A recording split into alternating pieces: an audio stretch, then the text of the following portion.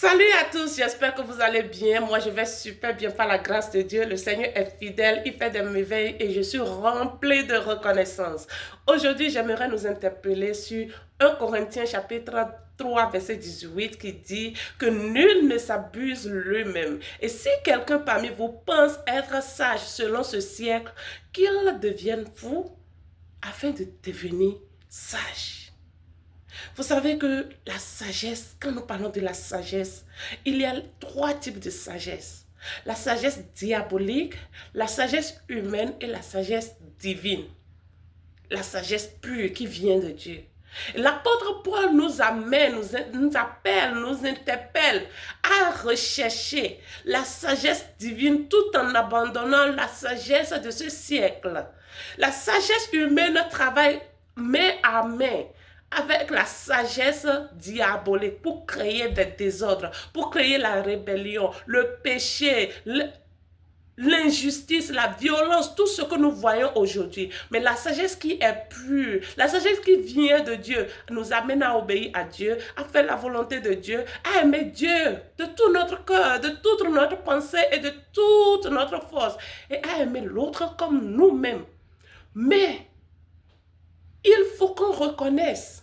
Parce que des fois, on peut s'abuser, comme l'apôtre le dit, à penser que, oh, je suis sage, j'ai déjà la sagesse de Dieu. Oh, c'est la sagesse humaine qui est en train de travailler. Parce qu'une fois que je pense à moi, c'est la sagesse humaine qui est en train de travailler. Mais Dieu nous dit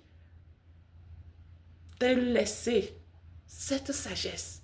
Parce que si je ne sais pas que le poids que j'ai sur ma tête est un poids qui ne me sert à rien, je ne peux pas le déposer pour prendre une charge, une autre charge qui est une bonne charge. Et c'est ce que Dieu veut qu'on dépose. Reconnais. Est-ce que tu arrives à reconnaître que la sagesse que j'ai, c'est la sagesse humaine? La sagesse qui m'amène à prendre des décisions. A fait ci et a fait ça. Ce n'est pas la sagesse divine, mais la sagesse humaine. Ou c'est le diable qui me donne sa sagesse, comme il avait donné sa sagesse à Ève. Ève pensait qu'elle voulait ce qui est bon pour elle et pour son mari, mais ce qui n'était pas la sagesse divine. Et c'est comme ça qu'ils ont perdu la grâce de rester dans ce jardin rempli de bénédictions, rempli de joie, de bonté, de la présence de Dieu. Et ils ont commencé à errer de ça et là. Et nous voici aujourd'hui. Maintenant, l'apôtre nous interpelle de ne pas s'abuser, de ne pas penser que notre sagesse peut nous amener à faire de bonnes choses, mais de demander la sagesse de Dieu, de reconnaître notre challenge, déposer au pied de Jésus cette sagesse-là et nous revêtir de la sagesse divine.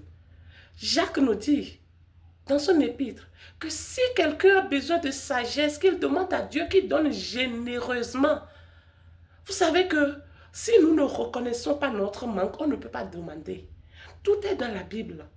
Dieu sait que nous ne pouvons pas avoir la sagesse qu'il faut. Et il sait qu'il a sans mesure cette sagesse. Et il nous dit que si nous avons besoin de cette sagesse, de demander et il va nous donner, il ne va pas refuser. Mais si je ne reconnais pas que j'ai manqué, je suis en manque de cette sagesse, je ne pourrai pas demander à Dieu. Et c'est pour cela que quotidiennement, parce que des fois je peux demander et des fois je vais penser que j'ai déjà la sagesse. Non, c'est quelque chose à demander quotidiennement. Il y a beaucoup de décisions que je prends par jour. Il y a beaucoup des choses que je fais, des pensées, même la méditation dans mon cœur. Il faut la sagesse divine pour pouvoir agir conformément à la volonté de Dieu, pour pouvoir prendre des décisions qui vont glorifier le nom de Dieu et m'aider. Ma soeur, je t'invite.